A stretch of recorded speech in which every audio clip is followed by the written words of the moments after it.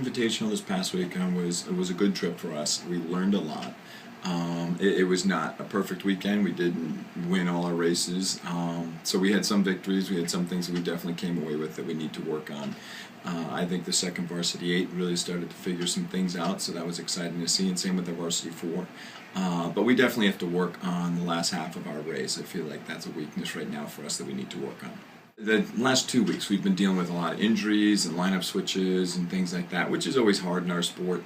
There's a dynamic that develops within a crew when it's together for a while, and so even shifting one person out can throw it off. And 2 weeks ago we had an athlete who was in a car accident, and so that shuffled everybody through all the different boats, and we dealt with that. She came back last week before the Clemson Invite, and then the stroke of our boat was hurt, so we had to shuffle everybody again.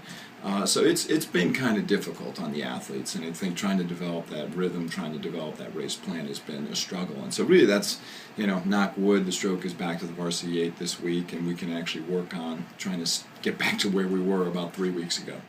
Dale England Cup this weekend. It's the 5th annual Dale England Cup, and we're excited to have Notre Dame, fellow Big Ten conference rival Iowa, and Alabama coming in to race. Notre Dame, in the last poll, has been ranked 12th in the country. They're probably going to be going up based upon their results from this past weekend. Iowa and Alabama are similar to us. Iowa's been getting some votes in the top 20 poll. So we got some great competition coming in. It'll be great racing. Watching the weather, it should be a great time. So we're excited for the challenge for the racing. Dale England Cup, the person who the cup is named after, is a very good friend of mine and a great friend of IU athletics in general. Dale actually has no personal ties to IU other than his daughter Becky, who was an outstanding rower and coxswain for our program back in the early 2000s.